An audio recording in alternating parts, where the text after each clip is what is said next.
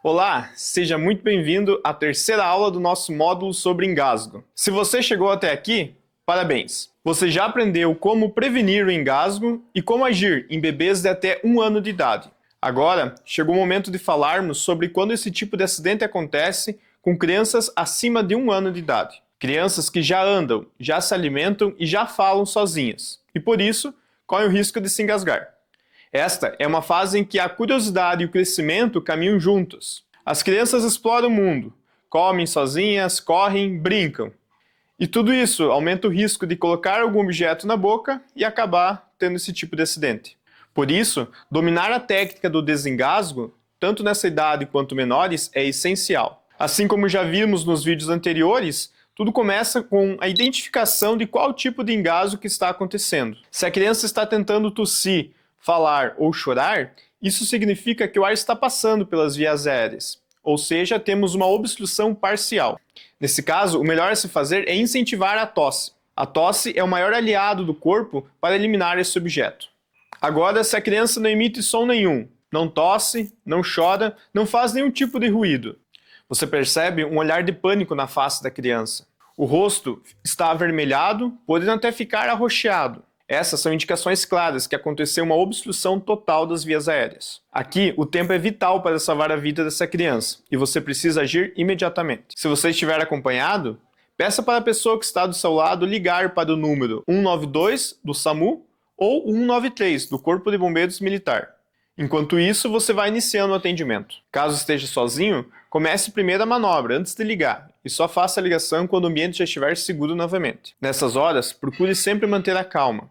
Eu entendo que é desesperador, mas o autocontrole nessas horas é o que vai permitir que você execute as técnicas corretamente. Agora, vamos para o passo a passo de como fazer a desobstrução das vias aéreas de uma criança acima de 1 ano de idade da forma correta. Para fazer a desobstrução das vias aéreas de crianças pequenas, é importante que nos ajoelhemos ou ficamos inclinados do lado da criança para podermos estar praticamente na mesma altura que ela. Iniciaremos a manobra de desobstrução pela manobra chamada tapotagem, que consiste em dar 5 golpes com esta parte da mão entre o centro das escápulas da criança. São golpes firmes e rápidos, como forma de tentar deslocar o objeto e, consequentemente, acabar com a obstrução. Para isso, inclinaremos a criança um pouco para facilitar a manobra, desta forma.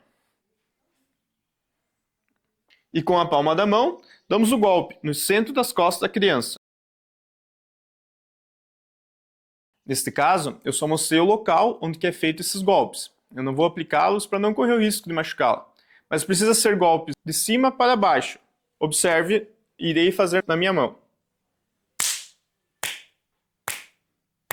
É nessa intensidade que precisa ser feito. Se os 5 golpes, que são as 5 tapotagens, não surtirem efeito, partiremos então para a manobra de Heimlich. Essa manobra consiste basicamente em, com uma mão fechada e a outra aberta, iremos fazer um movimento de compressão na barriga da criança.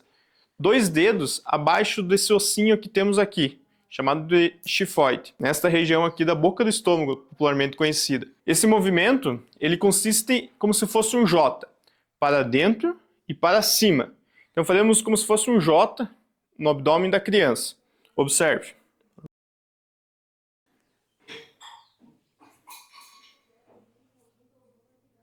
Mas a região é esta. 2 dedos abaixo aqui do ossinho. Aqui é onde a gente popularmente chama de boca do estômago. É aqui nessa região que a nossa mão vai ficar posicionada. É importante que a gente esteja, então, nesse momento, atrás da criança, dessa forma. Esses movimentos aumentam a pressão dentro do tórax da criança e ajudam a eliminar o objeto. Faça 5 compressões e verifique se a criança voltou a respirar e se o objeto foi eliminado. Se não saiu ainda, a criança continua obstruída, voltamos para as 5 tapotagens e após isso voltamos para as 5 manobras, até obter sucesso na manobra ou chegar à equipe médica. Caso a criança perca a consciência enquanto é feita as manobras, partiremos para a manobra de ressuscitação cardiopulmonar, ou RCP. Se durante as manobras de desengasgo a criança perder a consciência, iniciaremos imediatamente a manobra de RCP, a reanimação cardiopulmonar. Verifique rapidamente se a criança está respirando. se há a presença de movimentos do pulmão. Caso não esteja respirando, iniciaremos então as compressões torácicas. Para isso, iniciaremos posicionando as mãos, uma fechada sobre a outra, no centro do peito da criança, na região dos mamilos, 2 dedos acima do processo xifoide, que é aquele ossinho que temos aqui no final no início das costelas. Após posicionadas as mãos, é importante que os cotovelos estejam voltados para a frente, dessa forma, para que não aconteça um erro de procedimento muito comum, que é a abertura dos cotovelos e esse movimento para os lados. Precisamos que os cotovelos estejam para a frente e firmes. O movimento vai acontecer apenas nas costas, dessa forma. Observe que os meus braços não se movem, apenas para cima e para baixo. Quem faz a força é as costas e não os braços. Faremos 30 compressões torácicas, descendo cerca de 4 a 5 centímetros em cada compressão o peito da criança. Em crianças pequenas, podemos ainda utilizar apenas uma mão, para não fazer força exagerada sobre a criança, dessa forma. Após as 30 compressões, incline levemente a cabeça da criança para trás, de forma a abrir as vias aéreas, e faça 2 respirações boca a boca, cobrindo toda a boca da criança e tapando o nariz. Em crianças muito pequenas, é importante que tape também o nariz com a boca. A nossa boca vai cobrir tanto o nariz quanto a boca da criança. Crianças um pouco maiores, acima de 1 ano, cobriremos apenas a boca e tamparemos o nariz. Desta forma. Em crianças nessa faixa etária, os pulmões são menores que os nossos. Portanto, ao soprarmos para dentro da boca da vítima, não devemos utilizar todo o ar que está em nosso pulmão, apenas uma parte, cerca da metade dele. Após então fazer as 2 respirações de resgate, observamos se há movimento no peito da criança, se o ar está passando. Caso ainda não esteja passando, significa que a obstrução ainda está acontecendo e devemos retornar para as compressões torácicas, fazendo 30 compressões.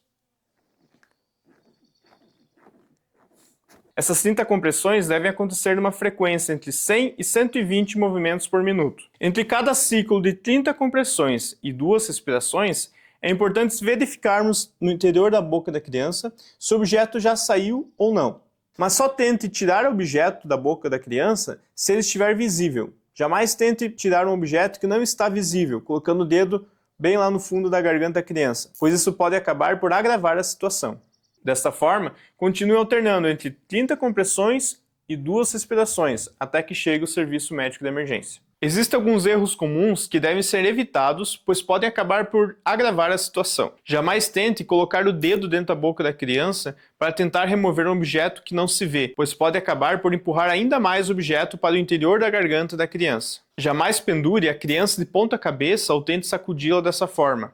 Isso é extremamente perigoso e ineficaz. Jamais tente oferecer água ou algum outro alimento para tentar empurrar esse objeto. Também não adianta apenas ficar dando tapas nas costas sem a técnica correta que demonstramos. E acima de tudo, não perca tempo. Quanto mais rápido iniciar as manobras, mais chance de sucesso você terá. E se o objeto saiu, o que fazemos então? Mesmo que o corpo estranho tenha saído e a criança pareça bem, é importante levá-la imediatamente para uma avaliação médica. Muitas vezes, pedaços pequenos do objeto podem ainda estar dentro do organismo da criança, podendo gerar irritações no sistema respiratório da criança ou até mesmo inflamações das vias aéreas. Você acabou de aprender uma das técnicas mais importantes de primeiros socorros. Saber o que fazer em casos de engasgo é uma habilidade que salva vidas. E você agora tem esse poder em mãos. Lembre-se que quanto mais você pratica, mais natural se torna essa técnica. Não espere uma emergência acontecer para você aprendê-la. O preparo é sua melhor ferramenta. Nos próximos módulos vamos continuar nossa jornada, abordando outros temas fundamentais da segurança infantil. Nos vemos lá!